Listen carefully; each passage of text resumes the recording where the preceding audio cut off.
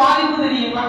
நீங்கள் சமீபத்தில் ஒரு வாரத்துக்கு முன்னாடி ஒரு திரைப்படம் இணையத்தில் கசிந்தது என்று பெரும் புரட்சியெல்லாம் ஏற்பட்டது. அந்த கசிந்த காட்சிகள் எல்லாம் என்னவென்று எடுத்து பார்த்தால் இஸ்லாமியன் குட்டு வைப்பவர், இஸ்லாமியன் தீவிரவாதி, இஸ்லாமிய பயங்கரவாதி. இதுக்கு ஒரு சில இஸ்லாமிய பெண்கள் குட்டு கொடுக்கிறார்கள். எப்படின்னா, பணத்தை இறுதி வரைக்கும் பாருங்கள், அது ஒரு கருத்தை சொல்லி இருப்பார். பணத்தை பார்ப்பதே ஹராம், அது இறுதி வரைக்கும் பாருங்கள் என்று இஸ்லாமிய பெண்கள் இணையதளத்தில் பேசக்கூடிய சூழலுக்கு உருவாகிவிட்டது. அதுல கடைசியில என்னமா அப்படி சொல்லியிருக்கான்னு கேட்டா, கடைசியில சொல்லியிருக்கிறாங்க முஸ்லிம்கள் தான் தீவிரவாதி இல்ல, அரசியல்வாதிகள் சொந்த லாபத்துக்காக முஸ்லிம்களுக்கு கொண்டு வைக்க சொல்றாங்க. முஸ்லிம்கள் அதை எப்படி சொன்னாலும் இஸ்லாமிய தீவிரவாதி என்பதற்கு அவன் உறுதியாக இருக்கிறான். ஒரு சமூகத்தை அவமானப்படுத்துகிறான், ஒரு சமூகத்தை இலக்காரமாக மாறுகிறான். இந்த சமூகத்துடைய அடிப்படை என்னவென்று தெரியுமா? நான் இதோடு நிறைவுரைக்கு வந்துவிடுகிறேன். இந்த சமூகத்தின் மீது, இந்த சமூகத்துடைய அடிப்படை என்ன தெரியுங்களா? இந்த சமூகம் எப்படிப்பட்ட சமூகம் தெரியுமா? கொரோனா ஊரடங்கு நிலைகள் பெரும்பாலான வீடுகளில் அது எந்த மதத்தை சார்ந்தவராக இருந்தாலும் சரி, உணவில் என்று சொன்னால் உணவை கொண்டு போய் கொடுத்தவர் முஸ்லிம். இங்கு நிறைய பிணங்கள் அனாதை பிணங்களாக ஆக்கப்பட்டது.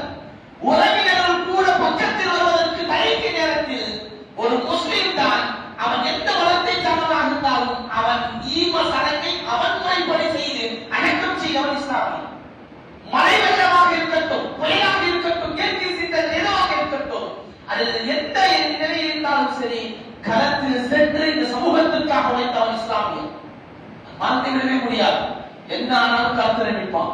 கொரோனா தொற்று உலகமே ஒதுங்கி நின்று எல்லாருமே வீட்டுக்குள் மறைக்கப்படுவது கூட, அந்த கொரோனா தொற்றை கூட வந்தாலும் பிரச்சனை இல்லை, நான் பார்த்துக் கொள்கிறேன், இந்த சமுதாயம் நல்ல நிலையில் இருக்க வேண்டும் என்பதற்காக களத்தில் இறங்கி பாடுபட்டவர் இஸ்லாமியன்.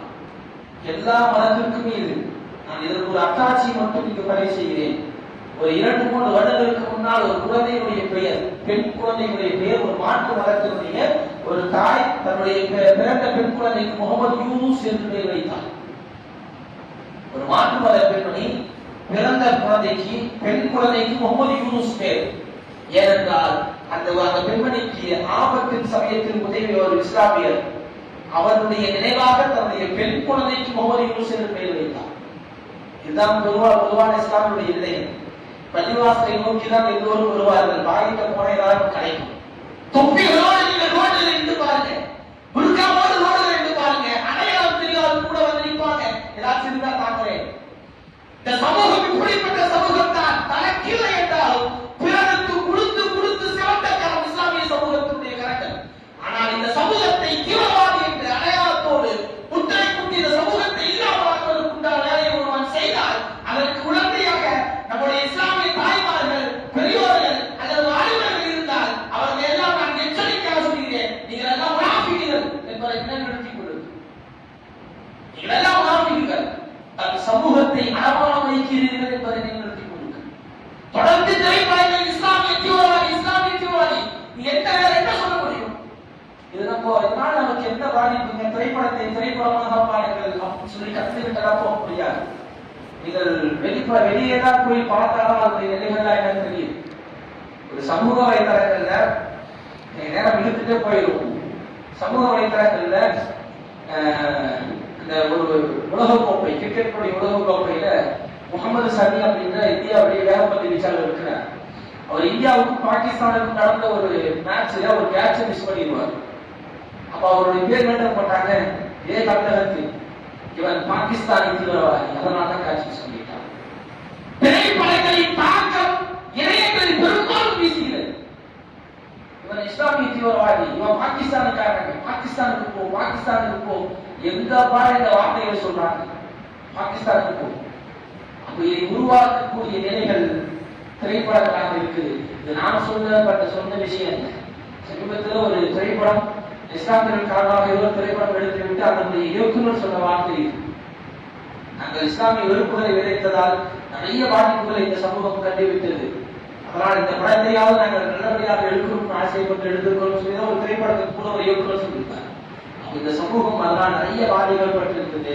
ஆனால் எங்களுக்குரிய தாய்மார்களே, தயவு செய்து யாரும் இவர்களுக்கு இந்த புதிதாக ஆரம்பிக்கப்பட்ட அந்த விஜய், நான் ரசிகன், தீவிரமான ரசிகன், என் உயிர், இதெல்லாம் நீங்கள் சொன்னீர்கள் என்று சொன்னால் ஒரு முஃமினுக்கு யார் உயிராக இருக்க வேண்டும் என்றால் அல்லாஹ் தஆலா சொல்வான் அன்-நபியு அவுலா பில் முஃமினீன மின் அன்ஃபுஸிஹிம்.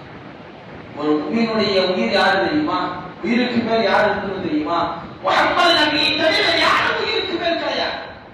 முஃமினுடைய உயிருக்கு மேல் அவர் முத்து முஹம்மது ரசூலுல்லாஹ். நான் சொன்ன வார்த்தை அல்ல, ரப்புல் ஆலமீன் குர்ஆனில் சொல்லக்கூடிய வார்த்தை. நம்ம உயிருக்கு மேல் அவர்தான் இருக்கணும். ரசூலுல்லாஹ் மட்டும்தான் உயிருக்கு மேலானவர். நம்முடைய உயிருக்கு மேலானவர் முஹம்மது ரசூலுல்லாஹ் மட்டும்தான். வேற யாரையும் கொண்டு வந்து நிப்பாட்டுவதற்கு அனுமதியே கிடையாது. அப்படி கொண்டு வந்து நிப்பாட்டினால் அவர் முஃமினாக இருப்பதற்கு தகுதி இல்லாதவர். அதனால் எண்ணிக்கக்கூடிய தாய்மார்களே, உங்கள் ஓட்டுகளை, இஸ்லாமிய வெறுப்புகளை, மத வெறுப்புகளை, சாதி வெறுப்புகளை கொண்டு வந்து கொடுப்பவர்களுக்கு, கொண்டு வந்து இந்த சமூகத்தில் சேர்ப்பவர்களுக்கு உங்கள் வாக்குகளை செலுத்தாதீர்கள். மதசார்பற்ற முற்போக்கு கூட்டணிக்கு உங்கள் வாக்குகளை தாருங்கள் என்று கேட்கிறேன். காரணம், இந்த சமூகத்தில் இந்த நிலைகள் மாற வேண்டும். இங்கு தமிழகம் அமைதி பூங்காவாக இருக்கணும். இங்க ஜாதி சண்டை, மத சண்டை எதுவுமே இல்லாமல் இருக்கணும்.